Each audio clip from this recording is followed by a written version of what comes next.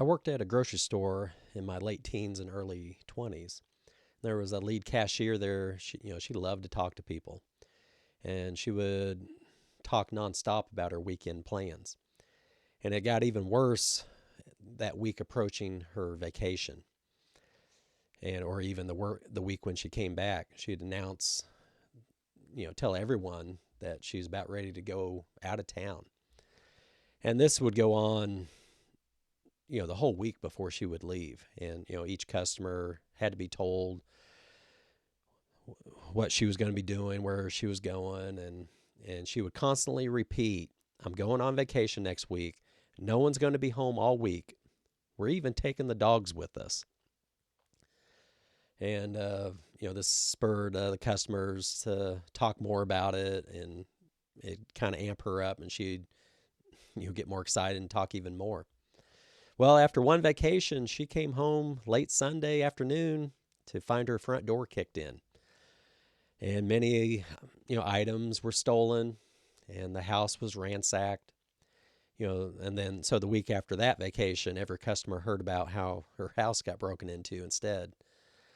So, it worked out for us that worked with her because she quit telling everyone that she was going on vacation.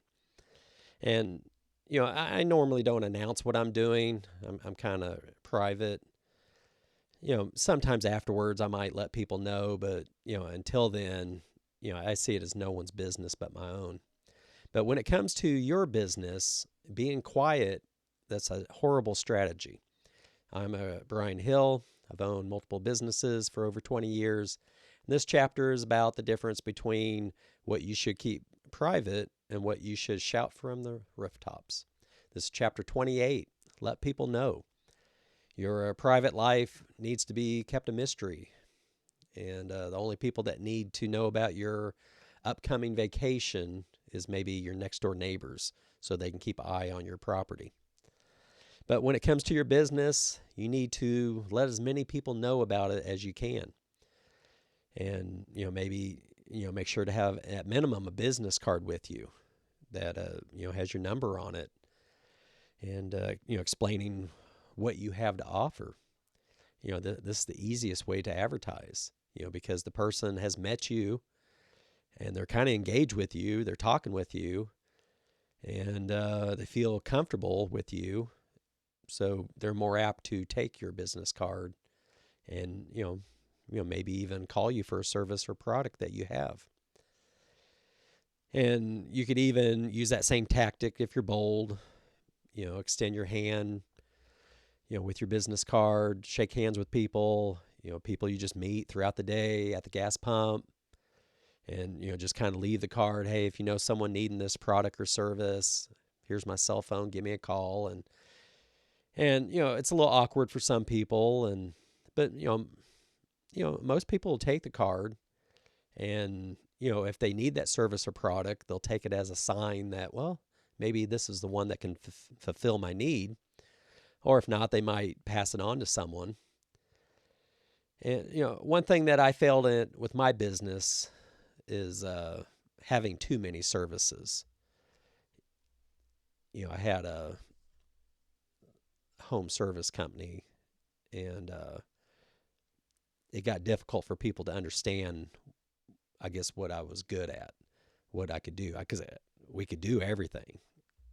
I had the manpower, and we could do everything with your home, but the customers kind of struggled with that. So then I had to kind of start niching my business, and that's how I got the multiple businesses. That way, if someone called for a bath remodel, I'd show up with a business card for bath remodeling with a landing page that only talked about bathroom remodels. And then so people would be like, oh, wow, this is all this guy does. He knows what he's doing.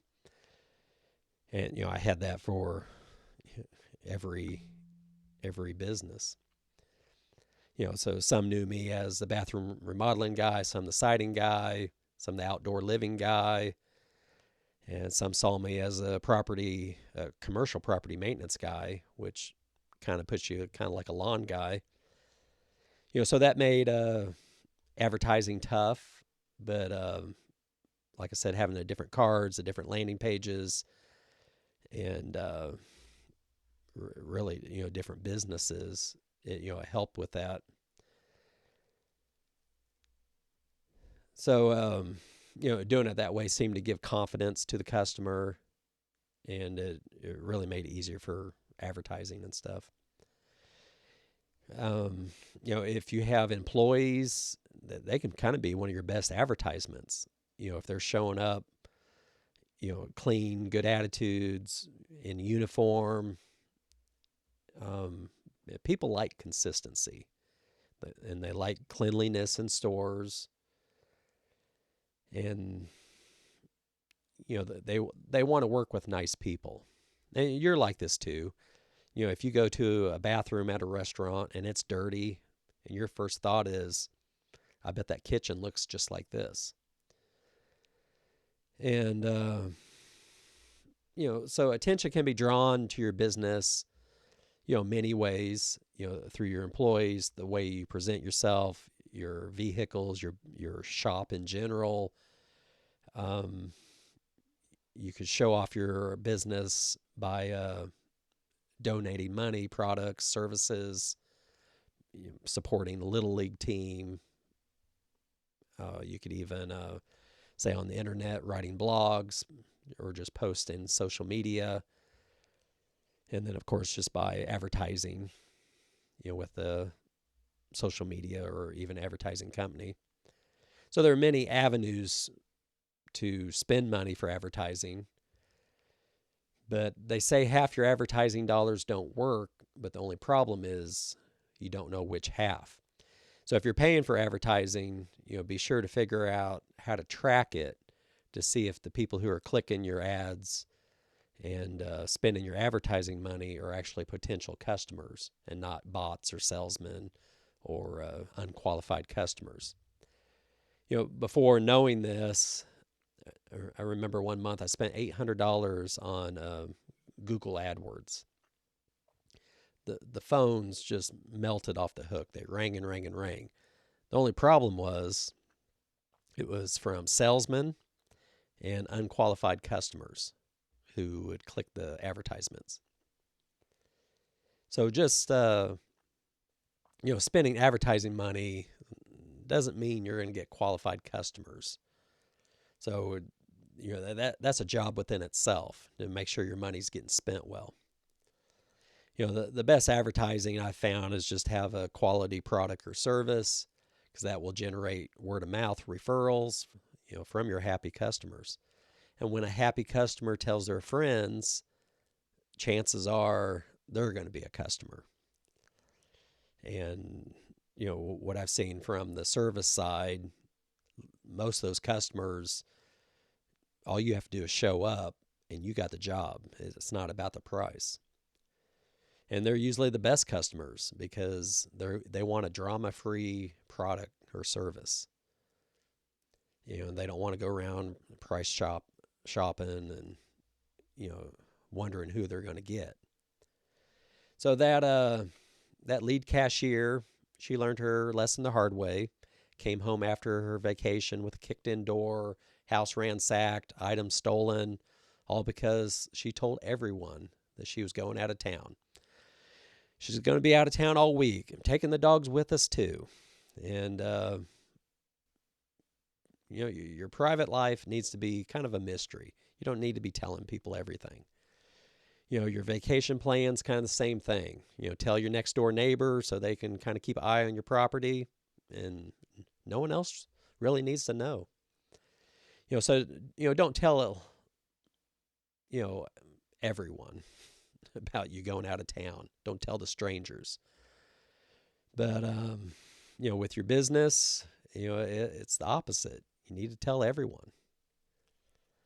And easy way to do that, is first, always have a business card within reach. You never know when someone's going to need your service or product.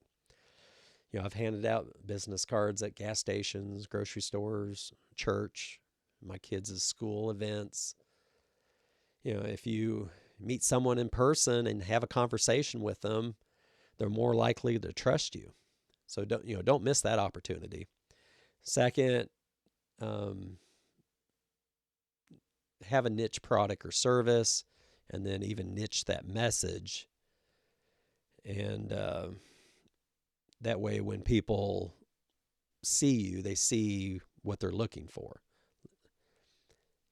Like I said, I'd have a bathroom remodeling card and landing page, and it was really its own business. So if a customer needed a bathroom remodeled, the only thing on my web page was for bathroom remodeling, and that helped because people see it. Oh, he's an expert in bathroom remodeling. So make sure you're niching where possible. Third, your employees, their walking advertisements, their cleanliness, attitude, their uniform. It all matters. If they're looking sloppy, unprofessional, a little sketchy, they're going to think your business is the same. So make sure they represent you well. Fourth, track your advertising dollars. It's easy to spend money on advertising, but you got to track it to see if you're getting qualified customers. Just because the phone's ringing doesn't mean you're catching the right customers. So track everything, know what's working, and know what's wasting money. And really, the best advertising is a quality product or service, quality, nice looking shop, whatever you're selling. And then because with that, word of mouth referrals, they come from happy customers, and happy customers love to tell people about their experience. And then usually the people that they tell and the ones that follow that type of word of mouth referral, they're non-drama people, and they don't look for discounts, and they're a good customer to have. So build your business on quality, and the referrals will come. So only tell your next door neighbor about your upcoming vacation, but when it comes to your business, tell everyone. And be sure to let people know what you do and how your product and service, how it can help them. This is chapter 28 from my book, Business is a Journey, Not a Destination, and this journey is your life. So don't forget to hit that like and subscribe button. And next chapter, we're talking about building relationships through networking. So let people know about your business because it depends on it. Thanks for watching.